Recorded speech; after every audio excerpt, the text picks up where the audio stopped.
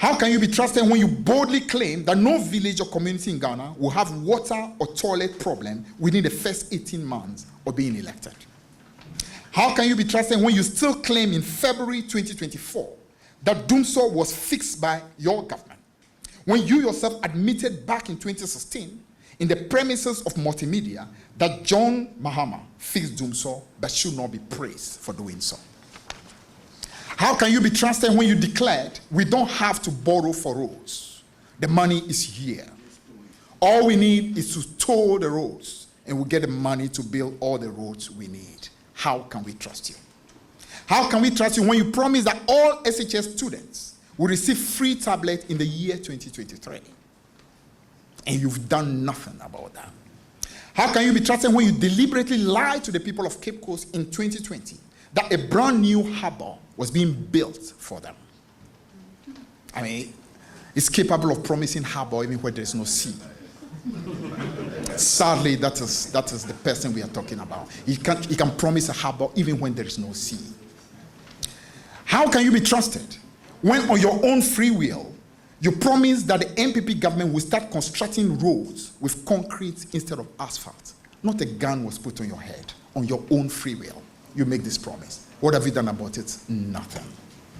How can you be trusted when you promise the construction of 16 model schools for Zongo communities in all the 16 regions of Ghana in the presence of His Eminence, the National Chief Imam?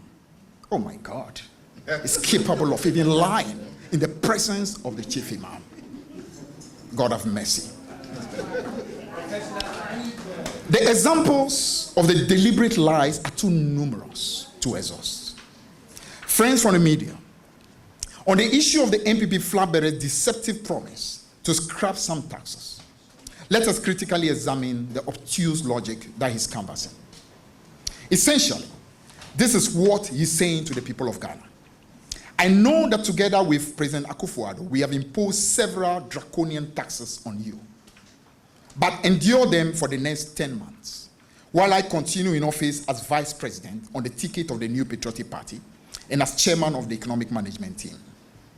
After enduring the hardships imposed on you by my government and party, you can vote for me to become President on the ticket of the NPP, and then I promise to scrap just 3 of the about 40 taxes we have imposed on you in the last 8 years.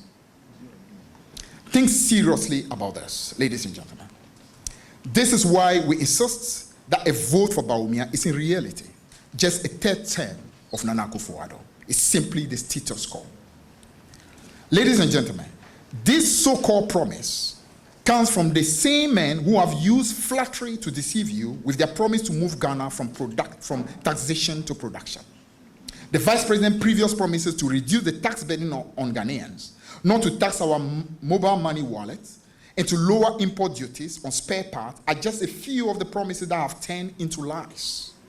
The same man sadly thinks Ghanaians have a short memory and is once again promising to scrap taxes to hoodwink the Ghanaian electorate. Should we remind him that Ghanaians still remember his instrumental role in crafting the obnoxious e-levy policy, as was confirmed publicly by the then Minister for Information, Kojo Opon Nkrumah, and John Boadu, the former General Secretary of the NPP.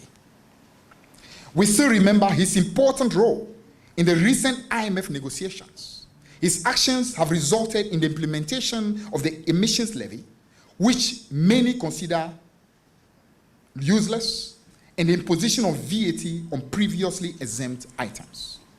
We in the NDC have always opposed the draconian taxes imposed on Ghanaians by the insensitive Akufo Addo Bawumia government. We and our gallant members of parliament have always stood on the side of the suffering Ghanaian people and businesses. Our advice to the Vice President is that if he has indeed turned a new leaf and has seen the lights, like Saul on his way to Damascus, he should show genuine repentance by first apologizing to Ghanaians and then join the NDC to scrap these taxes now and not in the future.